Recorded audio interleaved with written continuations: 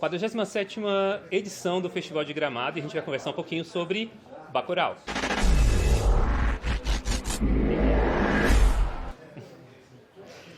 Kleber Mendonça, querido, muito obrigado por falar com a gente aqui do Cinepop. Obrigado pelo espaço. A gente vai falar um pouquinho sobre Bacurau, que fez a abertura, tá vindo de um grande, como é que eu vou dizer? Estou tentando achar a palavra para poder descrever. O pessoal lá em São Paulo já assistiu, a galera no Rio já assistiu, tá todo mundo falando bastante sobre o filme.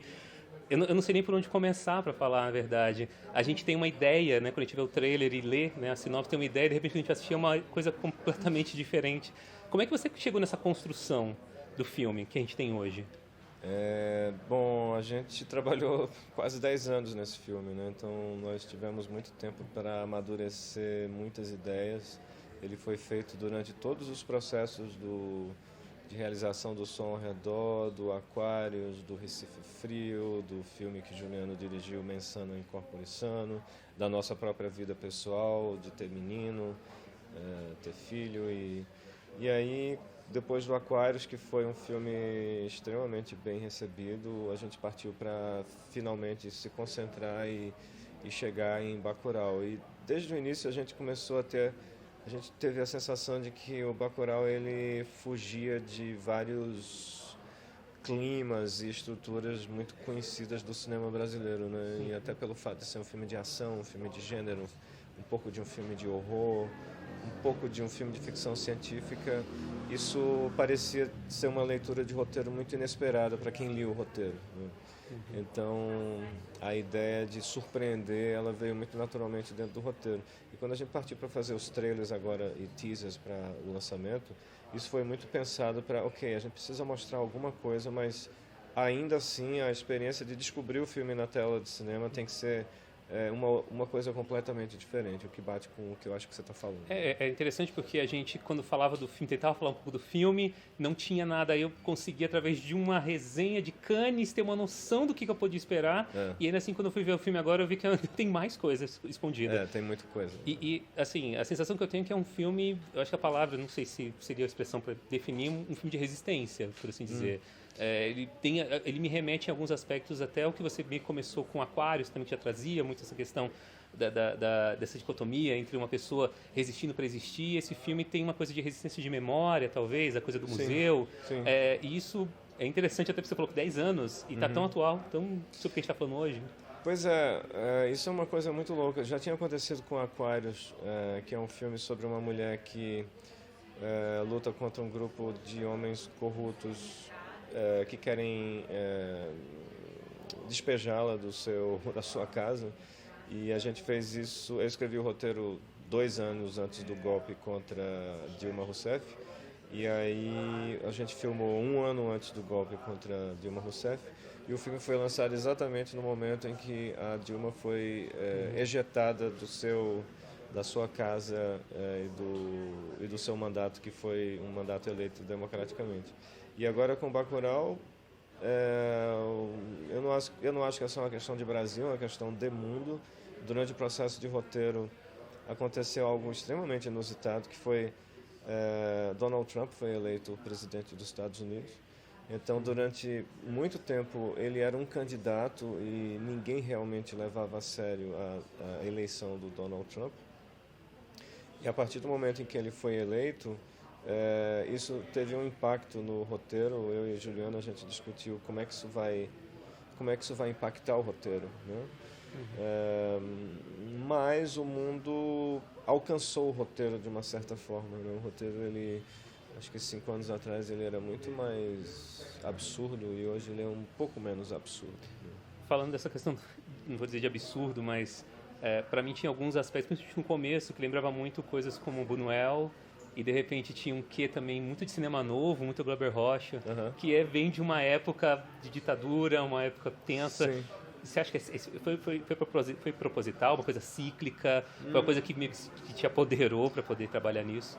Eu acho que Glauber, ele é tão importante na ideia de cinema brasileiro que é impossível você fazer um filme brasileiro que se passa no sertão e que fala sobre questões que são sobre gente, sobre povo, sobre a vida em sociedade, sem de alguma forma você lembrar do trabalho dele. Né? Ele é muito importante na nossa cartografia sentimental do cinema brasileiro.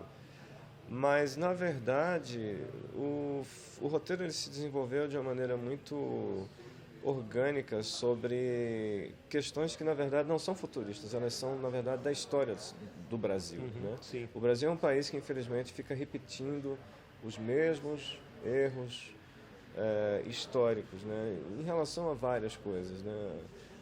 Em relação à violência, em relação à corrupção.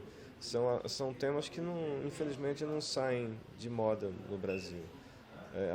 O desprezo pela educação, por exemplo, o desprezo pelo pensamento, pela a ideia de ter uma opinião, de ter uma posição. Então, todas essas são questões que estão no filme. O filme tem um personagem que se chama Museu Histórico de Bacurau. É um personagem importante no filme. Então, muito pode-se falar sobre a ideia da nossa relação como país com a nossa própria história da nossa cultura. E isso tudo está no filme.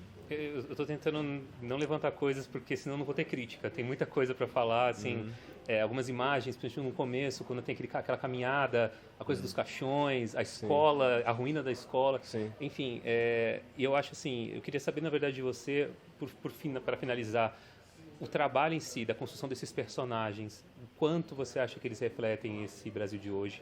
E principalmente, a gente teve essa abertura, né, que veio Bacurau pela abertura, na sequência a gente teve o Homem Cordial, ambos, né, falando cada um o seu modo de questões políticas, de política social, da falta de política social, da questão da memória. Como é que isso se reflete, como é que você acredita que Bacurau reflete o Brasil de hoje e o que ele pode colaborar para as pessoas compreenderem? É até questão da arte, é tanta coisa que eu queria falar, mas o nosso tempo é muito curto.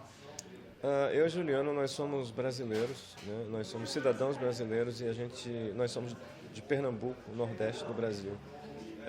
A gente tem uma percepção do Brasil que é muito pessoal e muito nossa, né?